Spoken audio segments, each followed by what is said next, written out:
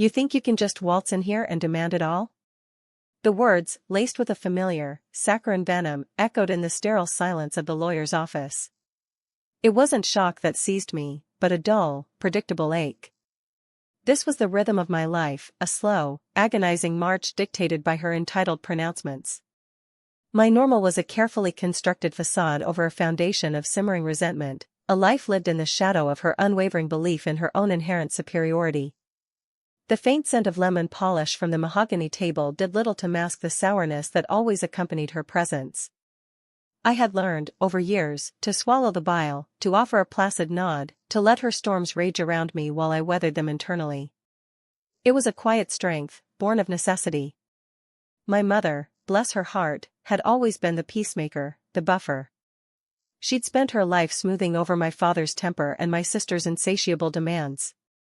When she passed, the delicate ecosystem of our family fractured, and my sister, Clara, wasted no time in assuming the role of matriarch, a role she had clearly been grooming herself for.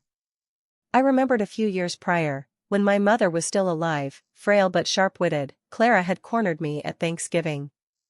"You're so quiet, Amelia," she'd purred, her eyes scanning the room as if calculating the seating chart of our affection. "Don't you ever think you deserve more? Because from where I'm standing, you're letting everyone else take what's rightfully yours." The implication hung in the air, a subtle threat wrapped in concern. She wasn't suggesting I for more, she was implying I was too passive to even recognize what more entailed, a veiled jab at my perceived lack of ambition, my quiet contentment. Another time, a few months after Mom's funeral, my father had been talking about selling the lake house, a place my mother had poured her heart into. Clara had immediately chimed in, "Oh, that's a good idea, Dad. I've been looking for a place like that. It'll be a perfect getaway. Of course, I'll need some help with the upkeep, maybe some of the inheritance could go towards that." The sheer audacity, the immediate claiming of what wasn't hers, the casual disregard for my own sentimental attachment to the place, had taken my breath away. I'd remained silent, watching my father's brow furrow slightly, but he was too consumed by grief to challenge her. I was the observer, the absorber, the one who collected these moments like bitter trinkets. The lawyer's office, with its hushed tones and plush carpet, felt like a stage for a play I'd seen 1,000 times, the script rewritten by Clara's ever-growing avarice. The will was clear, a simple division of assets, as per my mother's wishes. But Clara, with her practiced theatrics, had found a loophole, a technicality she'd spent months consulting with her own expensive legal team to unearth. The clause in question, buried deep within the probate documents, stated that any outstanding debts incurred by an heir prior to the final distribution of assets would be deducted from their inheritance. Clara, who had a history of impulsive spending and a chronic inability to manage her finances, had apparently racked up a substantial sum. She'd conveniently forgotten to mention the private loans she'd taken out against her future inheritance, secured by the very assets she was now trying to claim outright. "It's just unfortunate, Amelia," the lawyer, Mr. Davies, said, his gaze flickering from Clara's imperious profile to my own. "Your sister has presented proof of significant financial obligations. Loans, quite substantial ones, taken out against her share of the estate. The will is clear on this." Clara smirked, a triumphant glint in her eyes. "Yes, Mr. Davies. And as you can see, Amelia's inheritance will be significantly depleted to cover these necessary arrangements." She turned her gaze on me, a predator surveying her prey. "It's a shame, really. You always were so fiscally responsible. You'll be fine, of course. But I live a little more expansively." The words, delivered with such casual cruelty, were like a physical blow. Expansively. She meant recklessly. She meant irresponsibly. She meant she had gambled with my mother's legacy, and expected me to foot the bill. The air in the room thickened, pressing down on me. I could feel the blood draining from my face, but my mind, strangely, began to clear. The years of swallowed words, of silent endurance, coalesced into a single, icy resolve. I looked at Clara, truly looked at her, not as my sister, but as a calculated adversary.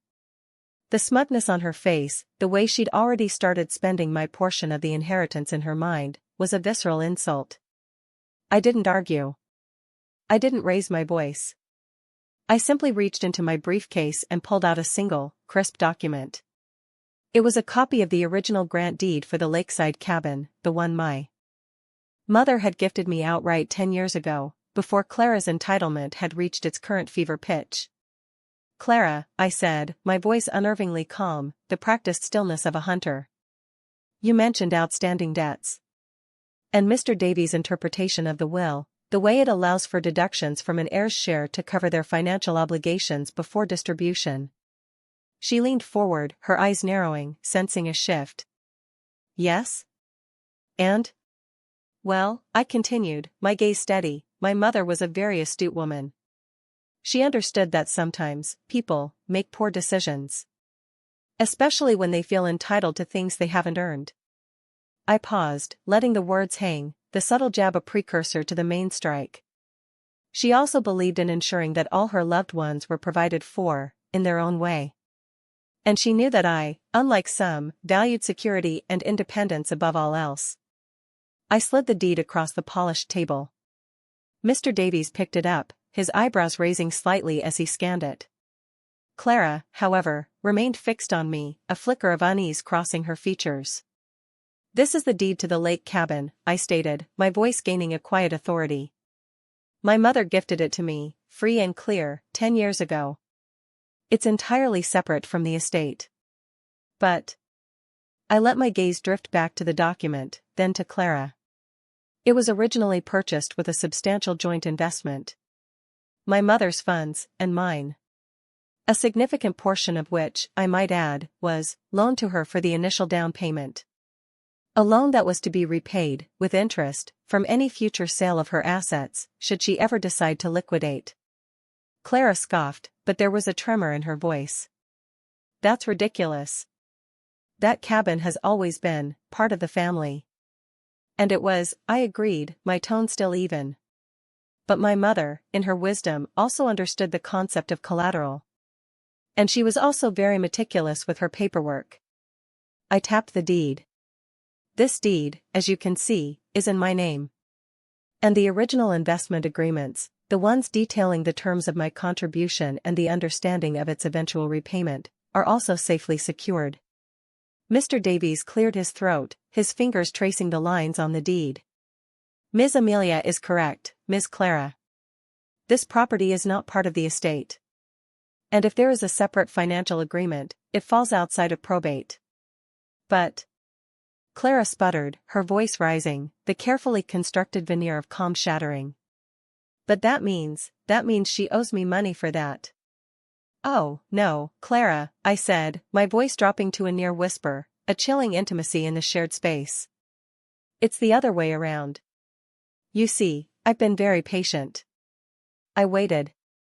And I waited. And then, when you decided to leverage your inheritance before it was even distributed, I decided it was time to collect.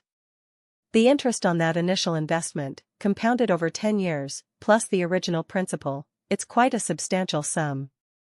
A sum, I might add, that far exceeds whatever outstanding debts you've incurred that are impacting share of the estate. The smugness on Clara's face evaporated, replaced by a dawning horror. Her mouth fell open, her eyes wide and disbelieving.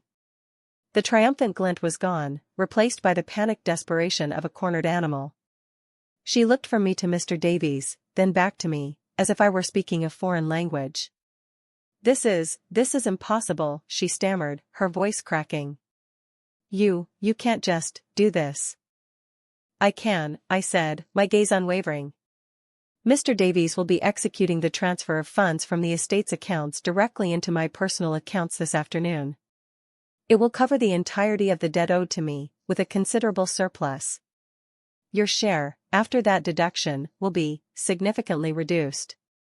Perhaps even negligible, depending on the exact figures. And if there's anything left, it will then be subject to any further deductions for your other debts as per the will. Consider it an early settlement. A very early settlement.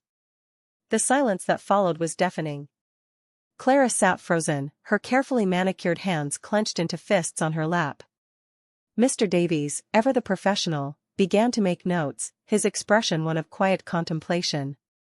The color had drained from Clara's face, leaving it a pasty white. The arrogance that had radiated from her moments before had curdled into a raw, naked fear. She opened her mouth to speak, but no sound came out. She looked utterly undone. The next few days were a symphony of frantic, desperate communication. My phone buzzed incessantly with a torrent of texts from Clara, ranging from pleading to raging, interspersed with thinly veiled threats. "You'll regret this, Amelia. You're destroying our family, and how could you be so cruel? Mother would be ashamed." Then came the flying monkeys.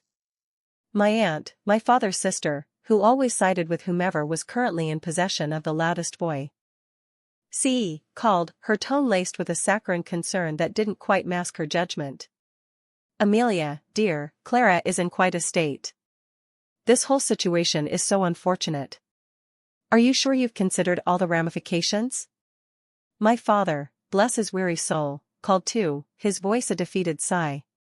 "Amelia, your sister says you've taken everything. Is that true? What about her future? What about us?" I responded to each with a quiet, factual explanation, a polite but firm refusal to engage in their drama. "The documents are clear, I'd say. The terms were agreed upon." Clara's social media, usually a curated feed of lavish vacations and designer purchases, went silent for a few days, then reappeared with a series of cryptic, woe-is-me posts about betrayal and hardship. Her usual circle of shallow acquaintances began to distance themselves, whispering about her financial woes. The loans she had taken out, secured against her inheritance, were now coming due, and with her share drastically reduced, she had no means to repay them. The luxury condo she had been so eager to purchase with her anticipated windfall was now out of reach. Her creditors, no longer placated by the promise of future inheritance funds, began to circle. I saw her once, a week later, from across a busy street. She was walking with a stoop, her eyes downcast, a shadow of her former self. There was no bravado, no entitlement, just the quiet defeat of someone who had finally, irrevocably, overplayed their hand. I didn't gloat. I didn't celebrate. The satisfaction wasn't in her downfall, but in the absolute, unassailable certainty of my own actions. It was the quiet hum of justice, precise and dispassionate. My mother's legacy was protected. My own financial security was ensured. And Clara, who had always believed the world owed her everything, was finally forced to confront the consequences of her own relentless pursuit of more. The silence that settled around me after the storm of texts and calls was the most profound kind of peace. It was the silence of a debt settled, a balance restored, and a lesson learned, albeit a painful one. I had simply collected what was owed. Nothing more, nothing less.